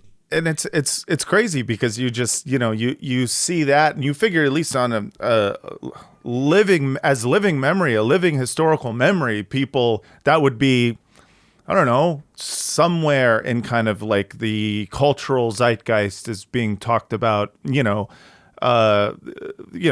they'd be like, listen, I lived through the Stasi and I lived through this, but you don't. Do you see that? Do you see people comparing this kind of McCarthyism to German? But how could they did let the show go on? It's just that he feels the need to come in and make some kind of corrective speech. Well, sure, but I guess I'm talking about like that. The corrective speech in and of itself almost feels he's like protecting himself against the McCarthyism. Right, he's protecting himself. I've got some more of his quotes. He says in his speech. Yeah, he could have just said, okay, thank you for that speech. We have a different position, but we support your right to say it. Yeah. But it's always been the case that when you have to bring an alternate view to allow a certain view to be expressed, it's not actually free expression. I've seen this. Like back when my dad used to appear on panels or on news programs on CBC in Canada to speak about Palestine, they had to have another member of the Jewish community to refute him. To refute him, right? So here's what... this non-Jew says in response to Nan Goldin, the Jewish American superstar photographer. He says, Israel's right to exist is beyond question for us. The attack on the Jewish state on October 7th of 2023 was a cruel act of terror that cannot be justified by anything. He says, all people in the Middle East have the right to live without fear and with the assurance of their safety. The director ended his speech with a rejection of the cultural boycott of Israel, citing the museum's commitments to freedom of expression and its historical responsibility to the Jewish state, and that it will not allow, quote, calls for or incitement to violence, the legitimization or trivialization of acts of terrorism, the injury and killing of civilians, or support of terrorist organizations. No word on whether they will uphold the ICC ruling. Yeah. And then the National Gallery puts out a statement that condemns the slogans shouted by the attendees. He says slogans were shouted that do not align with the institution's code of conduct. The Neue Nationalgalerie explicitly distances itself from the statements made by the protesters and emphasizes its commitment to freedom of expression, respectful dialogue, and mutual respect. And then there's a bunch of politicians, Claudia Roth, the aforementioned, right? Right. Who lambasted... Clapartheid. Right, the Clapartheid activist or politician lambasted Federal Nan Minister of Culture, but yes. Yes. yeah. For with her clapologetics, lambasted Nan Goldin for her, quote, unbearably one-sided political views. I love that. Unbearably one-sided, saying she was appalled at the way people in the audience chanted these slogans. And Berlin's cultural senator... If I would have clapped, I would have clapped away from her. I would have clapped for I was clapping too, but it was for the other guy who was refuting. The refuting guy, that was what I was clapping for. Not this goddamn Jew. Sorry. Inverse clap. Yes. Anyway, let me just Yeah. Can you synthesize this for us? Yes, please. That's what happened. But what do you make of this? Do you see, like I do, some good news in it that this was allowed to go on, or what's your take? Yes, I mean the bar is incredibly low. Yes. Like, I mean, there have been cancellations for artists calling Israel's actions in Gaza a genocide. There have been cancellations of things for people calling it a ceasefire. The degree to which this has been normalized is really hard to describe. Like, if I were to now describe the phenomenon in short, I wouldn't know where to start because there's been so many cases and they're all, of course, individually different, but it's the phenomenon is something that's really kind of, you can look up every week another thing, another artist, another academic and whatnot. So the fact that they went through with it, they gave her the stage, they let her speak her words, and they didn't chase away the audience that were partly visibly pro-Palestinian with Palestinian scarves, kufiyas. That is, I think, something one could describe as progress of sorts. And I think it would be naive to assume that Klaus Biesenbach, as the head of a state-funded institution, would not distance himself in some way from that speech. It was that was expected, even though I still felt I was there in that room and I still felt it was rude. I've never seen such a thing happen, even when it comes to a low-level artist. But this is we're talking about Nan Goldin. We're not talking about we're not talking about someone who just started doing photography last year, right? And has a Tumblr blog right now. This is renowned international star in the art world, and to kind of publicly distance yourself from that person, kind of suggesting that she doesn't, implicitly suggesting all sorts of strange things. It's a little bit of is quite rude. But it adds up with what happened also as a prelude to the show, which I think you need to, if you want to get the bigger picture, you need to understand that the Nationalgalerie organized a symposium to talk about art and activism in the context of, Israel-Palestine, and invited a couple of people. Some of them were actually progressive people like Eyal Weizmann from Forensic Architecture and Candice Brights, who was also Jewish and had herself a couple of shows canceled over the past year. this symposium was supposed to debate these things, but Nan Goldin said, and I've interviewed her a couple of days ago, she said to me in person, like, she never signed off on this. She wanted her name distanced from the show because she saw it as a way of like them sort of whitewashing her positions, them kind of distancing themselves from her positions publicly by saying, okay, in order to understand this show or to really be able to digest this, you have to like look at this, discussion right there. Which it's a Surgeon General's warning on a pack of cigarettes. Several of the panelists pulled out in solidarity with her, right? They said, right, exactly. I mean, in and of itself, I think discussing these issues is great, but like, she just like wasn't like approving of that. She didn't want that. And like it is quite telling of the current state of affairs that like you do all these like shenanigans that are not in coordination with the artist. Klaus Biesenbach, the head of Nationalgalerie, also took his name off the show's announcement a couple of weeks before the opening. That tells you a little bit about like the details of it. Nan Goldin also told me that in Zoom calls with people from the gallery, there was suggestions that she is anti-Semitic, stuff like that. Like, so it really speaks to the kind of environment we're in. But like, what I will say is like, I have been at this opening, and the speech was preluded by like what she did is like she went up in the speech and said like, everyone take your phones away. We're gonna do a moment of silence, and she kept that moment of silence for over 4 minutes. Wow. Which, I mean, that was very powerful. I haven't seen such a thing. Like, and that was kind of like the prelude to like commemorating the victims in Gaza and in Lebanon and also in Israel, but like the civilian victims. I think that she really did a powerful thing there. And I asked her in my interview, like, if there has been so much, this is a traveling exhibition. It's been in Amsterdam, it's been in Stockholm, it's come to Berlin now, and it's go elsewhere afterwards. I was like, if you face all this like trouble with the head of the gallery, why didn't you ever think of canceling it yourself? And she was like, I didn't. I thought about it many times to cancel. I actually wanted to cancel many times, but the only reason I went through with it in the end was the speech. Like, that was her number one motivation to do this. And I think that's if you've seen the speech, you would really you understand why. Like, that was really like a powerful move, I think. It's a great speech, and I think it was worth it for her to give it publicly. And honestly, I feel like having Klaus come up right after to publicly distance himself from it, I think actually did her a favor. I think that was great because it just it showed the level of power that the speech had in terms of it's something that immediately must be refuted by the person who put on the event or owns the space. There was an amazing moment like after the broader part of the audience that had shouted Klaus Biesenbach down during his speech had left the building.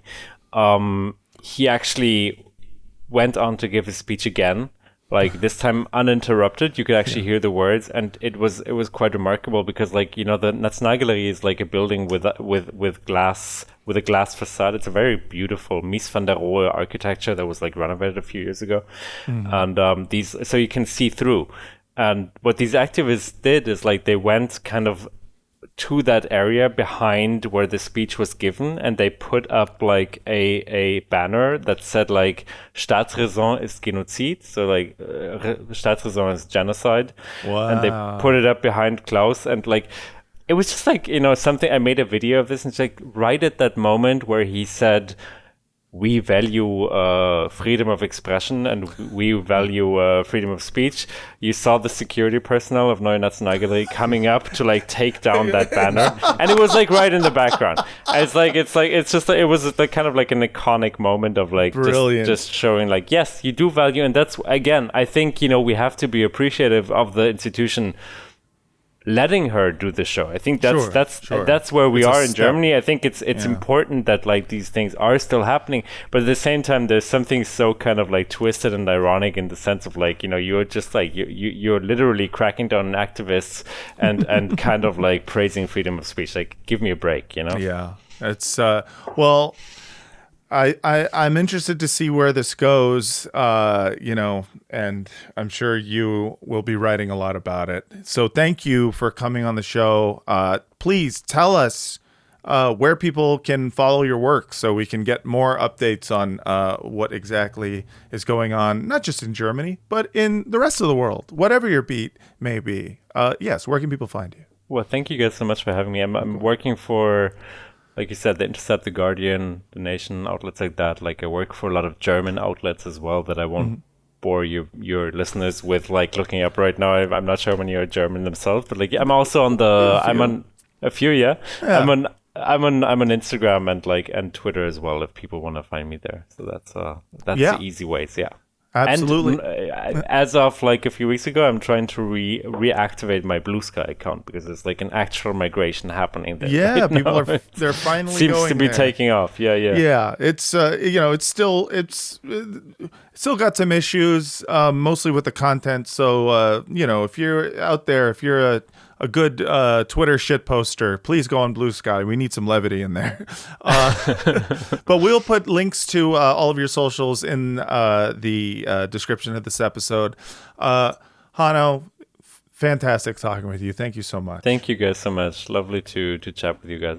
Great having you, Hanno. Thank you. Thanks. And great for all of you to listen to /watch. And you can listen to more and /watch more here on Patreon, patreon.com/Bad Hasbara. Please join it or email us with any questions, comments, concerns at badhasbara@gmail.com. All right, everyone. Thanks again so much for listening. And until next time, from the river to the sea. All Juden, please report to mandatory ethnic pride therapy. It was long, but it was great.